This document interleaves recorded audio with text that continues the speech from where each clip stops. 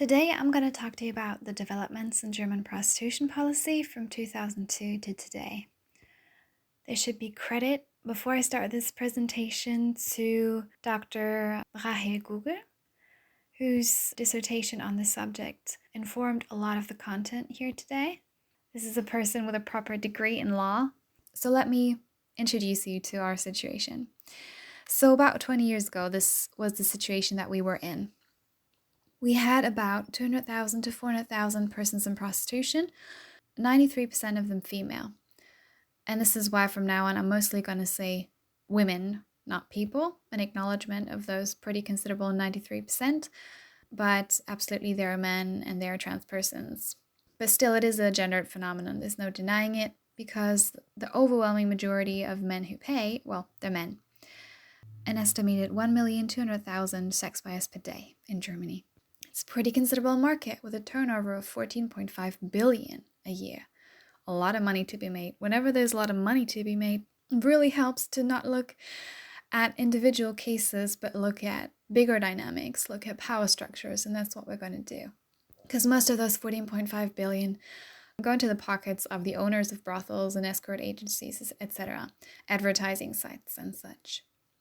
It's very important to understand that legalization will not solve the problem of lack of data. This is because all three of these groups have very good reasons to want to stay anonymous. A lot of women fear stigmatization from family members, society, strangers. They don't want the public to know that they're in prostitution. The buyers don't want the public to know either, because half of them are in a partnership. Even though it's legal, it's still considered somewhat seedy. So you wouldn't want it to have it public to the entire world that you're a sex buyer. And finally, the profiteers of this industry also have very good reason to want to stay anonymous, because there is a lot of crime going on here. And I will tell you exactly what is happening and give you evidence as to why this is a widespread problem and remains such despite our legislation, or in some ways because of it. What is our legislation?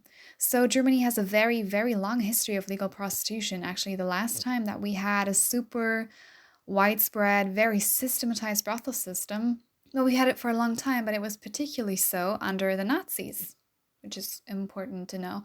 So prostitution wasn't legalized in 2002. It was in a somewhat gray zone prior. There were semi-legal brothels. And this law clarified the position of women in prostitution and profiteers and buyers. So who lobbied for the law? Aktion pro Prostitution was a lobbying group made up mostly of brothel keeper associations. That's important to know, like who wanted this law, who pushed for it. The parties who supported it were German Labour, neoliberals, and Greens, and it was opposed by the Conservative Christian Party. It might be helpful to know that today, this has shifted. There's quite a lot of opposition now in Labour to the law. There's a growing number of Greens and of the left-wing party, and a lot of conservatives were opposed then, but they have been in power for a long time, and they haven't done very much to really help the situation. So they were opposed, but they didn't fight very hard against it. And today, the movement against this law is across the political spectrum. There's still, Christian conservatives on both sides of the argument. There's feminists on both sides of the argument. It splits a lot of groups right down the middle. Okay, but back to how it was in 2002. The goals of the law were ending discrimination against people in prostitution and reducing dependency on third parties. So when I say third parties, that's what most other people would call pimps. But the legal definition of pimping is one of the things that this law radically changed. So there is what is now considered a pimp in law and what people commonly view as a pimp, and I'll go into that more in detail later. What's really important to understand is that this law speaks the language of prostitution as work and employment, etc., but it does not precisely consider it a job as any other, because it recognizes that if I am an employee at a brothel and my employer can demand things of me in a prostitution context, he can make sexual demands, and that's a conflict that the law recognizes between my sexual self-determination and my duties to my employer as an employee.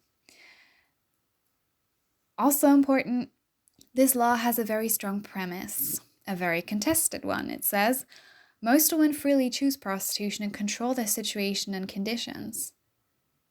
Now, it's important to understand the definition of freely chosen because the reasoning for the law actually states that entering prostitution due to poverty is not considered exploitation.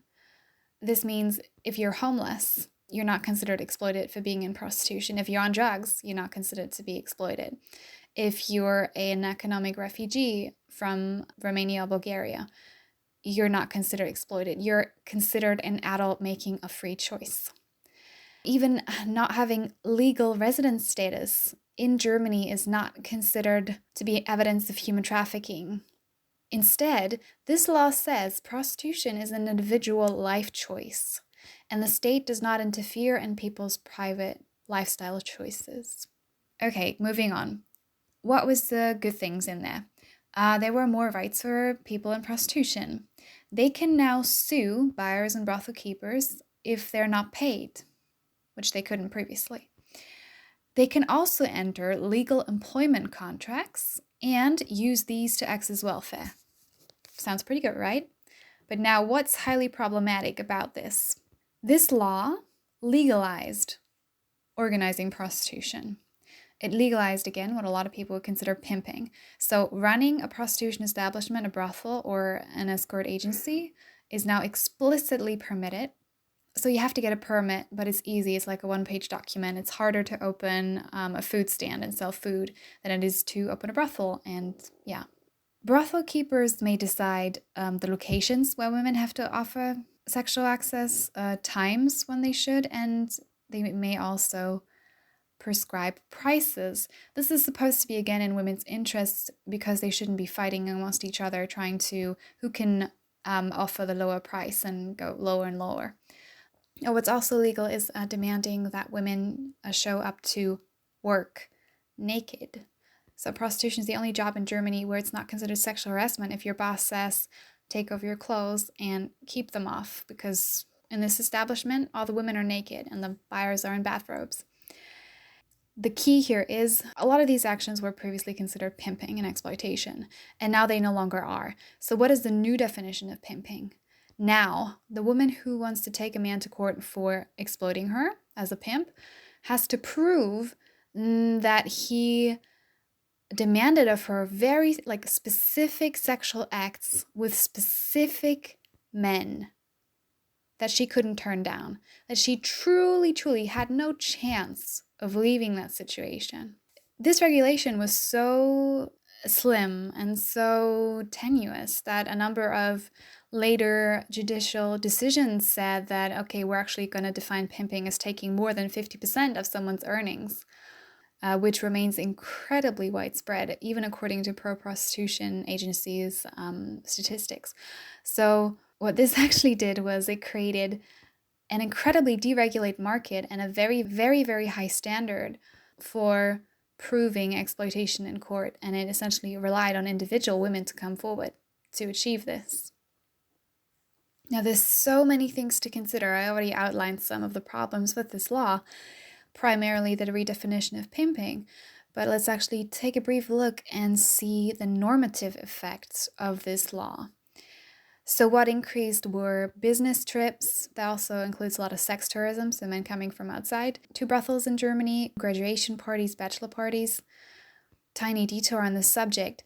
If men after, let's say, business negotiations, go to a brothel together, even if we still kind of disagree about whether prostitution is a form of exploitation, it is certainly discriminatory towards female employees because they're not going into these brothels generally as mixed groups. Sometimes there are even business conferences in brothels, which usually means the implicit exclusion of female employees, which is food for thought. There was now open advertising for pregnant women, highly pregnant women, so visibly pregnant women who are 8 months long. Gangbangs, so it's a group of men all penetrating a woman after each other. at the very least, it's a simulated gang rape.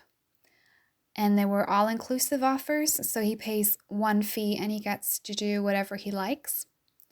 Or flat rate sex. That's where he pays once and he may go as many times as he wants with how many women he can physically continue penetrating.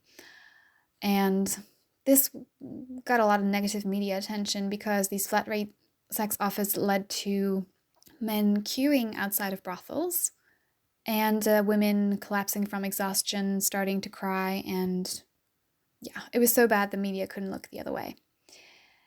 Also normalized became these forums where men talk to each other about purchasing sexual access. And I'm not going to say very much about that because you can read all about it on a website I'm going to link down below, which is translated fully into English. So what happens overall? The market expands because there's a lot more demand. It's legal, it's easy, and it's actually cheap. Why? Because a lot of people are trying to make money off this industry, mostly third-party profiteers. So they keep bringing in more and more women. It's clearly borne out in the statistics from Eastern Europe. And this intensifies the competition, which means women are having to outbid themselves for low prices. Now, the extremes of this are areas of German street prostitution where you can actually access a woman for coins. What the law very essentially has not achieved, and I doubt it ever will, is any effective destigmatization for the women. The attitudes haven't changed. Like, no one wants a brothel in their neighborhood, for good reason, actually, because there's chronic sexual harassment around these areas. That's why they're in the poor part of town. But a lot of this is, of course, directed as women. They're still viewed often as loose or nymphomaniac, or there's some fault of their character that is causing the situation. And there's no such thing as women writing their job applications saying they had so and so many years experience in a brothel. It just doesn't happen, right? So women who manage to leave the industry have if they weren't doing it part-time and having a daytime job, they have a giant hole in their CV, which remains a barrier to exiting and building a future without prostitution. So this law has not helped on this issue. Prostitution is normalized in some ways, and in other ways it's still considered dirty and criminal, and this view, sadly, very frequently extends to the women in the industry. Now here's a quote from a woman who lived the changes from before and after 2002. This is Ellen Templin. She was a dominatrix and a woman in prostitution. Unfortunately, she died in 2010 while still in the industry because some women, like I said, never managed to exit. She describes the changes, the normative impacts on the buyers very concretely when she says, "Since the reform, the hunters have become more brutal. When I say I don't do that, they tell me, 'Come on, this is your job.' Before the reform, they wouldn't do this, but now they want to piss in my face, no longer use condoms, and have uninhibited anal and oral sex. Previously, they at least felt a little shame." And this is actually borne out in reports from sex buyers themselves in their online forums, who feel incredibly entitled. They're like, I paid for this, now I should get it, and I don't particularly care if she's having a bad day. I paid, therefore I'm owed. This is unfortunately strongly affirmed by this legislation. Even though legally he can't sue her, the mentality is, I am a customer, and so I should be treated as king. And this is specifically, I thought, what we all been fighting in the context of sexual situations where we don't want men to think that they're kings, and where actually mutual attraction and comfort and safety, etc., all matter. But this is not what you find looking at German sex buyers. And there was a government evaluation, and they found a lot of these things that I'm going to describe to you. So this is not like my personal opinion or highly contested. The effects of the law included the assumption that most women choose prostitution freely and are in control of their situations is simply not true. And the women in the sort of the upper parts of prostitution can actually face serious violence too. Choosing prostitution does not protect you from violent men. The reality is that overall, this is a violent milieu. The women live precariously, many of them rather isolated from society, and many of them in a sort of parallel society. They only on the surface appear as independent. In practice, many of them are under some form of pimp control or are indebted to a brothel owner. Not all of it is as straightforward as a particular man following her around, controlling her every move. There are other ways. There's also women who are tax indebted to the government. That's something that happens. And there is a lot of violence on top of paid sexual situations that you have very little control over and that you have to do in order to pay rent and have food and have clothes. It's no surprise then that the statistics bear out significant psychological hardship, women struggling, and dealing with trauma. I should mention this violence includes more than 100 known murders. There are no official statistics. These are just the ones that made it into the media.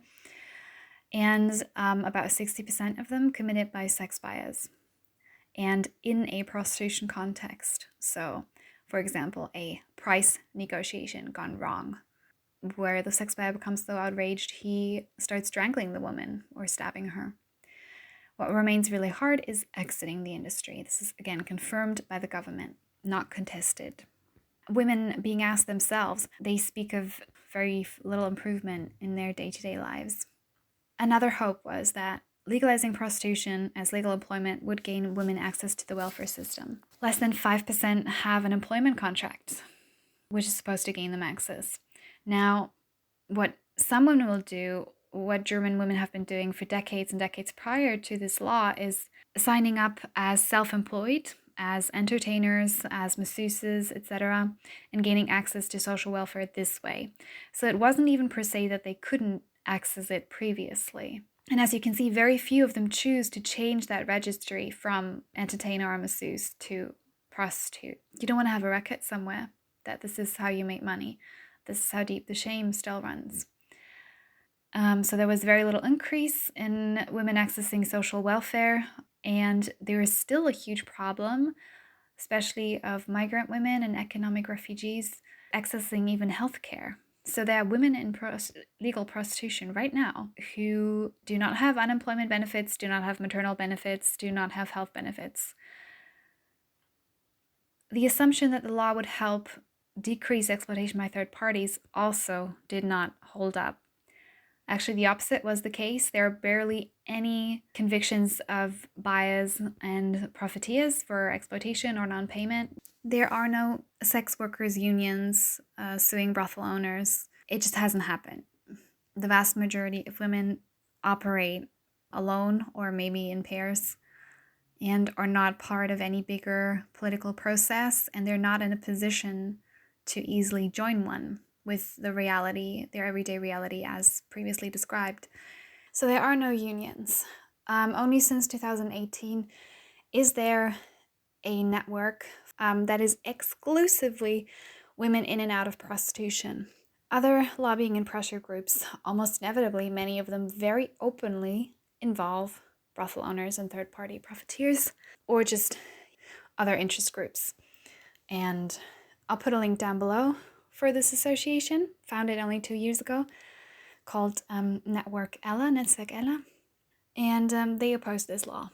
The government confirms that pimping is still widespread, so even their narrow definition of pimping is still widespread. A lot of women are dependent on brothel owners for their very shelter because they live in the rooms where they're also prostituted and sleep in the beds where they're prostituted. And if they're not working, if they're not making money, they get thrown out. It's become a lot harder to convict pimps. This way, it's no surprise that organized crime is flourishing. In the official government evaluation of the 2002 law, it says, what third-party profiteers, aka pimps, FKA pimps, are doing is maximal profit seeking without actually following their obligations as an employer. Right, because you can form, for example, a contract with a brothel owner, but you don't have to. You can also be a independent contractor. And this way, the pimps have no obligations towards the women. They're just renting rooms to them, but in reality, they actually do a whole lot more than that. Here's another quote that I think is very important to underline the different ways that women are brought into prostitution. Yes, it's financial, and yes, it's all these different controlling mechanisms, but the legalization itself acts as like the opposite of a deterrent for entering the industry. So this is Sandra Norak. She's a survivor of pimping. She came from a dysfunctional family and was manipulated as a minor, to the point that when she turned 18, an adult man, a much older man, was able to exploit her in legal German brothels for several years. She says, "My pimp said that prostitution is a job like any other. That's the view of our government as well. The milieu is described as being not so bad. If I had been told prostitution is dangerous, violent, and a violation of human dignity, these exploiters would have had a much harder time to entice me into prostitution. I would have been warned." So legalizing prostitution, in no small terms, is a gift to groomers. So that's individual men as well as organized criminal networks telling young women as soon as you turn 18, this is a real opportunity. This is kind of like being paid to party, having a sexy party. And it's all legal, and everyone does this, and this is very normal. And they're not wrong about the legal part. Now, it didn't escape the German government that these things were happening. So what they did in 2017 is they actually disappointed everybody. They disappointed the opposition to normalized prostitution by further regulation, but they also disappointed the sort of international group of people who think that rather than the German model, which was actually incredibly deregulated, but it's often talked about like it wasn't, they don't like this either because now it is indeed more regulated, and they would rather prefer the New Zealand model, which is more like the old German model or the Berlin model, where it's kind of like hands off.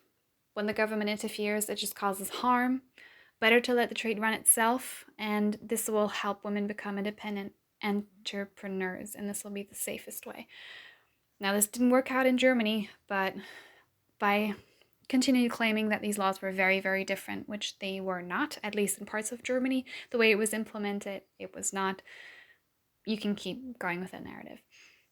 So what changed in 2017? Prostitution is still labeled a sector of the economy. So this like very harm-denying, normalizing language, it's an economic sector. But this law acknowledges that people in it are particularly vulnerable. So it's smack in the middle of the two camps, smack in the middle of the people who oppose the industry and the people who think it's either good or inevitable. And the law is kind of the same. It's a messy thing in the middle. It's supposed to protect prostitute persons, as it says. It's called Prostitution Protection Law. What does it do? It starts with mandatory registry. This is supposed to help gather data, come in contact with the prostitute population, and gain insights into what's actually going on. This also involves mandatory counseling that includes health counseling. So this is counseling, not examination, right? She doesn't actually have to undergo physical examination because that is, thankfully, today considered a human rights violation. Right, but she has to continually go to this counseling. And this counselor is then supposed to find out who's trafficked and who's not by sitting down and talking to her for an hour. So what do pimps do? They tell women, tell those people everything's fine. And that's what they do, and that's how they get around it.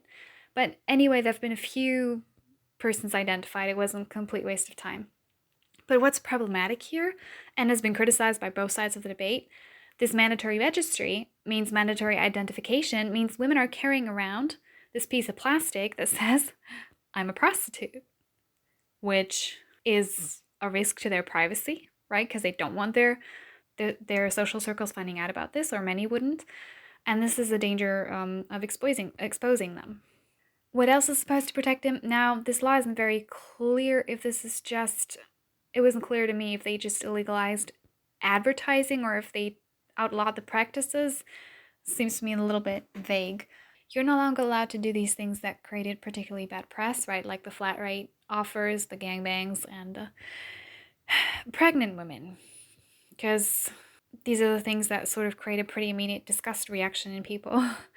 So to avoid that bad press, we stopped. But I consider this a band-aid and not really a solution or an honest look at the situation. Okay, what's also new? More rules for profiteers and sex buyers. Brothel owners now need a permit. They also need to prove no criminal record. Now that's a problem because a number of them have records. If you want to get a permit, just get a guy who's clean, who's willing to work with you, make a lot of money. He doesn't have a criminal record. You just send him in and he'll pretend to be the owner. Brothel owners now have to develop a concept for their business to prove that they're making sure things like fire exits, condom machines, so the bare minimum to not have women die on the job. Also, they were kindly reminded by the government in this law. It's kind of amazing. There's these several lines in the law saying, pretty please, sex trade profiteers, if you could be so kind as to stop interfering systematically with social workers contacting women in the trade, because that's what had been going on for decades. Right, profiteers and pimps were undercutting contact between women and the outside world, and now they're being kindly asked to let women go to that mandatory registering counseling stuff. They were also reminded to please stop with the pimping. Please stop telling women, forcing women to be raped by saying you have to do this sex act on that man. And finally, what are the rules for sex buyers? They now have to use a condom. How to enforce that? That's a big question mark, but it's on paper. And they're no longer allowed to rape victims of trafficking. Because to be clear, and this is still legal in a bunch of other countries, when you legalize prostitution fully, you legalize sex buying. And that mostly includes buying access to trafficking victims. Why? Because the logic is he is just a customer and he can't know how the service provider ended up in front of him. Same way, if you go into the nail salon and you get your nails done and the woman was trafficked, you're not usually charged for being an exploiter. Because this law doesn't recognize, or it didn't until 2017, that actually getting your nails painted and penetrating someone or having other kinds of sex with them is absolutely not the same thing, right? And the bare minimum is now, if the sex buyer notices that she's trafficked, and if someone can prove that he knew that, then he is going to be in trouble. Finally, what's the situation post-2017? An estimated roughly 40,000 people have registered. So that's barely a fourth, if not a tenth, of the actual number of prostituted persons. Nobody knows how many there are. We still don't know. Right, so a lot of women are refusing registration. They're scared or they don't know that they're supposed to be doing this. And now they can be fined for it if they turn up without a license, but also can't prove that they're trafficked. There have been a handful of convictions for not using condoms, and some women in the trade report now having an easier time saying no to not using condoms, which is good. So not all bad, but barely good enough. It's still happening. There's still refusal of condom use, or John's pulling them off, all kinds of stuff like that. I'm not aware of a single case of a John actually being charged for raping a trafficked woman. Maybe there have been. I'm not aware of a single one. And if someone knows about one, please correct me. I want to be wrong on this. I want this law to not be useless, harmful crap. But I don't know how you could realistically prove in court that he knew that woman was trafficked or not. And so many complications there. For brothel owners, finally, it's become harder to open up a business. And a lot of small ones had to close while the big ones can afford this whole procedure. And now, finally, add the corona pandemic to the situation. What changes?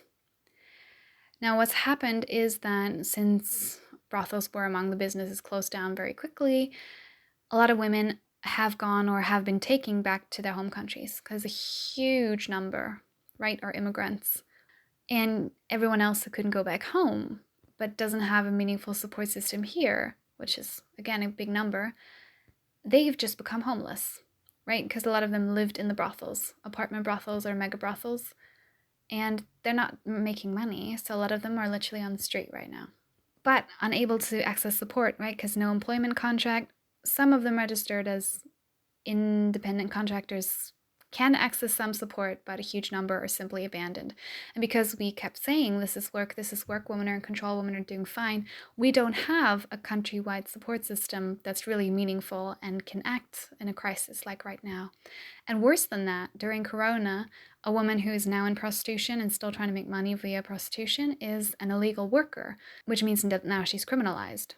And women are being fined 4-digit sums right now for trying to survive, even though it should be obvious, especially prostitution with an incredibly high risk of infection, that it's not a choice or a lack of judgment or something that's making women stay in prostitution right now. It's sheer desperation. And what is the German state doing?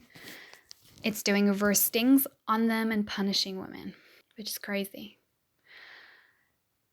Sex buyers can be charged now too, right? But just for violating social distancing. So they're being fined nothing or far less than the women because they're not illegally working. They're just right now social distancing.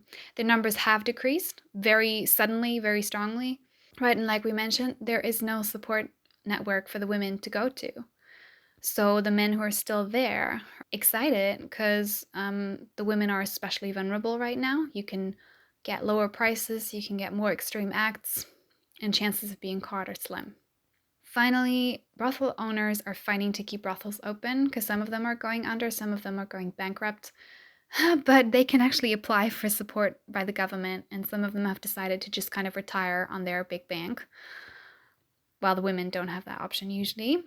Some of them are graciously allowing women refuge in the brothels, or have, in Berlin, we even had a case of brothel owners offering empty spaces for battered women escaping abusive relationships, saying, we'll take them in, we won't even charge for it. No comment. And finally, they're pushing hygiene concepts, so they're saying, doesn't matter that we have a pandemic, we're so totally responsible, we're so clean, we're such reliable, kind businessmen. Well, we have these concepts that'll make sure that women don't face infection. Everyone will be wearing a mask. I know women in prostitution right now reporting from what's actually happening, saying, nope, people are not using masks. There'll be lots of disinfectant, there'll just be massages. None of that's true. Sex buyers on the forums too are saying you can get anything you want right now, and you can get it for very little money. And including in places with these supposed hygiene concepts. It's a bunch of bullshit. Okay, so this is where we are now, and this current situation is incredibly depressing and frustrating, and there's dire action needed, and we're trying to, at the very least, stop the government from fining women. But it just takes years and years of work, and we have to actively fight this mentality that they're just workers. An illegal brothel is not the same as an illegal hair salon. Not only is the infection rate greater, the personal vulnerability and experiences of violence, etc., are much greater. And this is just not yet recognized in law. And this whole counseling business is a band-aid. And it can't fix this. This industry defies regulation. Yeah, let me know what's happening in your country. This is Germany. This is legal Germany. And these are the consequences.